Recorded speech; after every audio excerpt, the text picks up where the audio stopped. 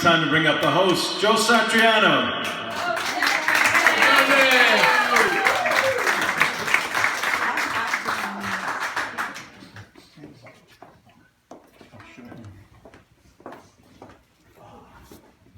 Before we begin, how cool is it, Joe, to have your two sons here today? It's like heaven on earth, Howie. It is. It's great to see light. I never get to see them enough, so I cherish every minute. It's beautiful. And I think you want a special friend is with you here today? Yeah, some of these people I picked up on the street, too. But yeah, most of them are friends, I think. Yeah. No, looking around, yes, they are friends, yes. And I kidded Joe before, and I said that, Joe, you win the award here today for being the biggest loser. But in a good way. Because how about a round of applause? Joe Satriano has lost 69 pounds! So he made the biggest loser a great thing. And Joe, I want to know one thing. How'd you do it? Well, first of all, I thought you were talking about my tennis game. But, no, actually, I'm on Jenny Craig. Nope. Let me rephrase that. I'm not on Jenny Craig. I don't know her. I'm on her food. Tough crowd. Tough crowd. Very tough crowd. But no, so yeah, I started Jenny Craig. To use a biblical terminology, my last supper was Super Bowl Sunday, which was like February 2nd, 3rd, 4th, whatever it was. I pigged out at my best friend's house. And then from there, I said, that's it. I can't keep huffing and puffing climbing up the stairs. So I started the Jenny Craig diet, which is incredible. They actually allowed me to, you know, after a while, I didn't need their coaching anymore, so I ended up selling books, which is great. And they actually wanted to set me up with some women, but I said, I'm sorry, I don't go out with fat women. Only kidding. It's a joke. It's a joke. Joke. They heard that. Anyway, so yeah, so it's been great, and plus tennis, of course. So you know, it goes hand in hand, so to speak. Absolutely. Now, I met Joe because I read a story about the Susan Satriano Foundation. We've become good friends ever since. And, Joe, the work you've done with the Susan Satriano Foundation is amazing, and I know you have a big event coming up. And but let's start and let's talk about the foundation and some of the big plans coming up for the foundation. Well, thank you, Howie. Yeah. First, if I could just take a moment to say that.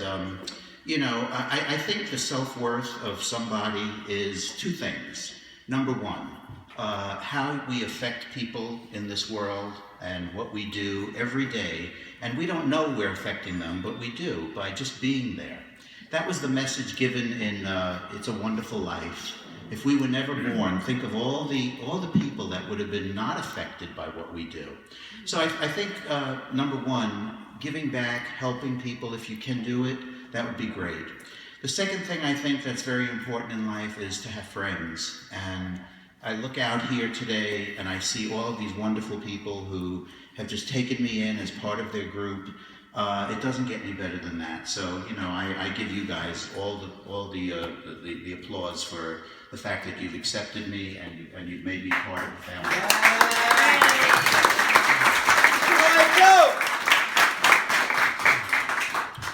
So, yeah, the Susan Satriano Foundation actually started because of a need. After Sue had a 13-year battle with breast cancer and eventually passed away in 2005.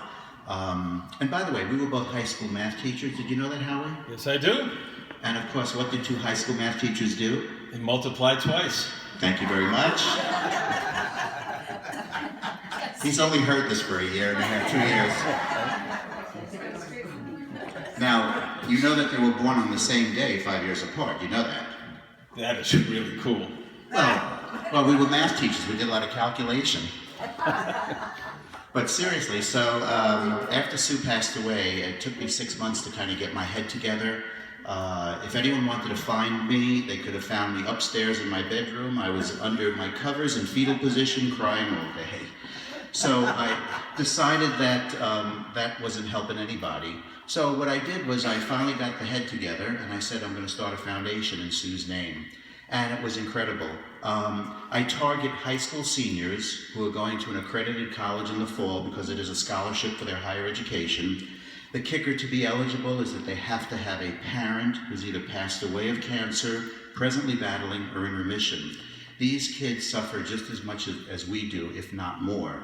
Imagine being a high school senior, trying to keep those grades up, taking the college essay exams, and yet now maybe having to take a job on because their parents are no longer there.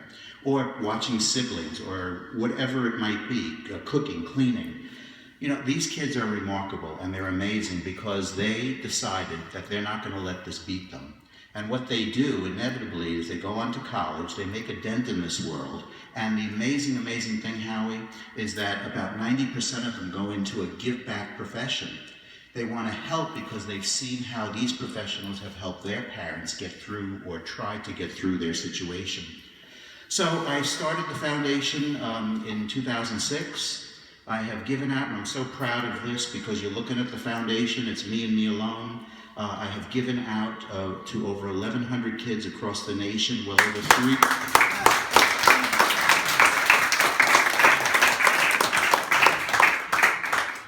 Okay, save the applause for the next one.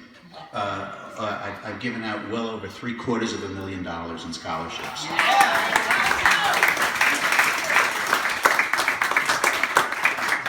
So the next question might be, well, how do you fund this?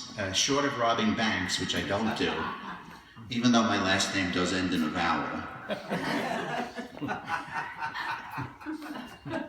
Tough crowd. Tough crowd. Yeah, you're telling me. Anyway, so what I do is I not only wrote a book called In Sickness and in Health, A Memoir of Love, which is a story about my life with Susan. It's not a book about loss, even though you know the ending of the book. It's actually a book about hope and optimism and love, because that's the way we lived our life. And I've actually been told by people, Howie, don't leave me.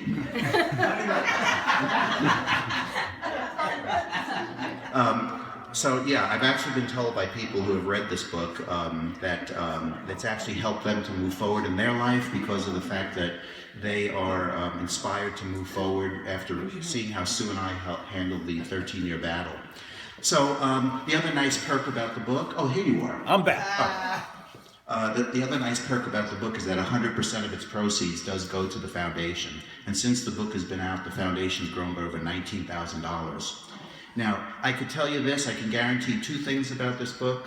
Number one, being a former high school math teacher, yes, the pages are numbered consecutively. I love it. And of course, the second thing I can guarantee about the book is that the hardcover version makes a much better doorstop. Real tough crowd. All right. I'd rather be playing tennis right now. Anyway, so it's been a joy, it's been a pleasure. I also run concerts. Strawberry Fields is an amazing group that has taken me in. I feel like the fifth strawberry. You know, I think for some people don't know the story, especially we got two great musicians, we got several great musicians here, but two right here. I think you should tell the story, how you met Strawberry Fields and B.B. King. It's a cool story. If you want to hear the story, the B.B. King story, I think we should hear the B.B. King story. I think it's kind of boring, actually. Oh, I love it. I love that. No, the truth of the matter is that Sue and I saw Strawberry Fields on Broadway. They were the original cast members of Beatlemania back in the day. It was probably late 70s, early 80s. And then the first birthday that I had after Sue was no longer with me, my friends saw how depressed I was. So what did they do? They took me to B.B. King's in the city, 42nd Street. It's a blues club. And lo and behold, who was performing there on Saturday, doing a Beatle brunch every Saturday? Strawberry Fields. So what did I do? It was the first of 17 times that I've seen them at B.B. King's. How many times? 17 times. I did them 5 times. Yeah, 5 times. Great They're worth band. it. They're worth Great it. band. Oh. Because they dress like them, they sound like them. They're awesome. If you close your eyes, you think you're at a Beatle concert, literally. Anyway, so the 5th time I saw them, I gave them books, T-shirts, pins to thank them for helping me get out of the funk that I was in. The 7th time, they called me backstage. Apparently, they might have read the book or something, and they told me that they would love to do a benefit concert for me. So 5 concerts later, $100,000 later, which 100% of that went right back to scholarships. It's amazing. I'm actually writing a 2nd book called You'd Like This, because it takes you from the moment Sue passed away to the present, called, and we were both high school math teachers, so therefore it's called After Math.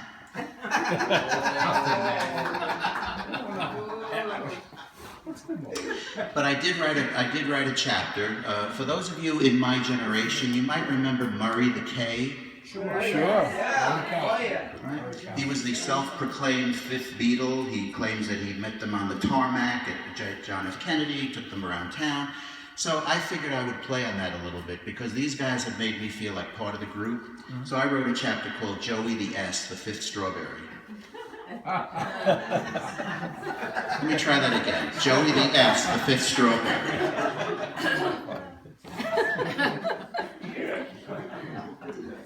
Anyway. Tough crowd.